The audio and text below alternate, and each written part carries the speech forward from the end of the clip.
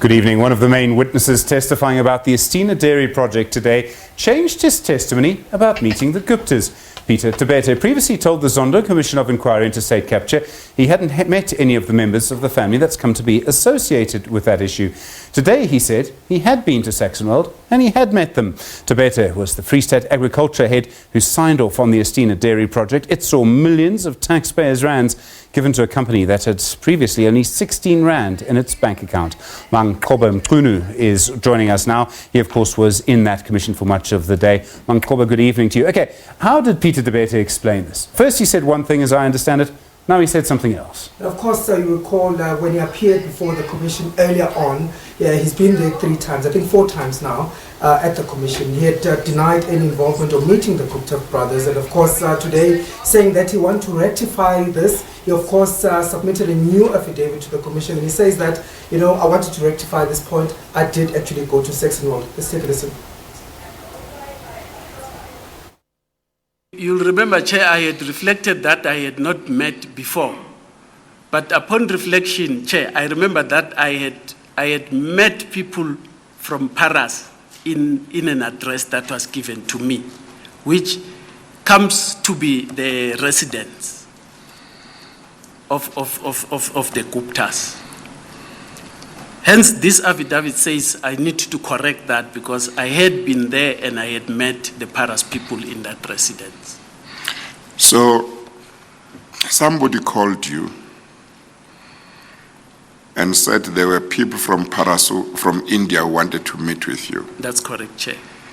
You don't know who that person was as you speak now? Yes, I was told, but I can't remember now, Chair, who was the person. You did ask at the time. That's correct, Chair. Was it a member of the Gupta family? Chair, I presume because the residence was, hence I will have to admit that I have interacted with them. My supposition is that it should have been a member of the Gupta family. Not only contradicts his earlier testimony, but also it also contradicts, the testimony of the previous witness, who was the finance MEC there in the Free State, who had said that she had attended several meetings at the Gupta residence, and of course implying that the Guptas had known about this project. But I think Tabethe again reiterating the fact that the Guptas didn't know. He was re-examined by his lawyers. He says even though he did go to the Gupta house, the Gupta compound, to meet the Paras individuals and one of the Gupta brothers, he still maintains that the Guptas were not at all involved in the Estina Dairy project. This is contradictory to what LCB Rockman has said. She said that she had attended meetings in which Rajesh Tony Gupta had asked specifically about the Estina Dairy project. But he says, of course, they were not involved at all. Let's take a listen. Can you provide one aspect of clarity in terms of who the role players were?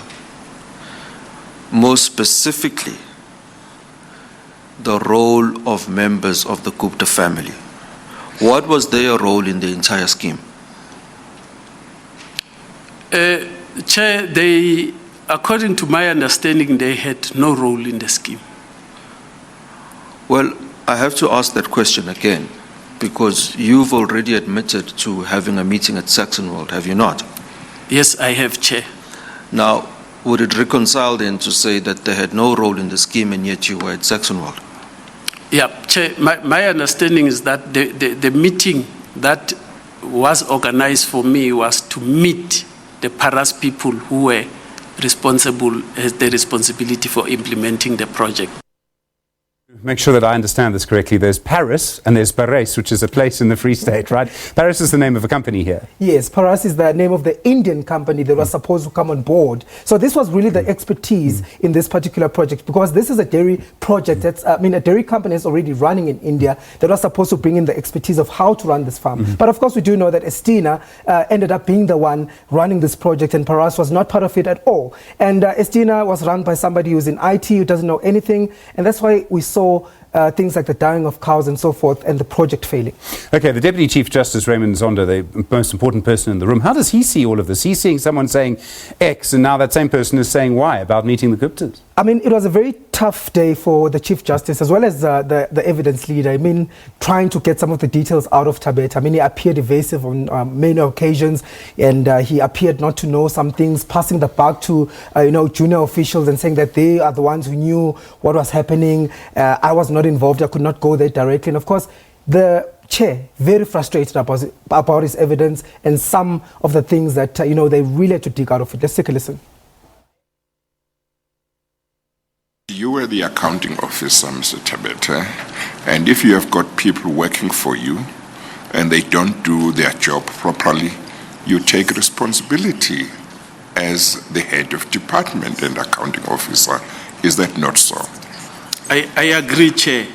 If you trust them, that they are qualified to check certain things for you and they are credible, they are trustworthy, if they say this is okay, you are prepared to take their word without checking, and it turns out there is a problem, they didn't do their job, you are accountable. That's what I'm agreeing with, Chair. Yes, okay. Maybe it is not coming across. Well, it's coming across as if you are running away from accountability on the basis that you had people under you.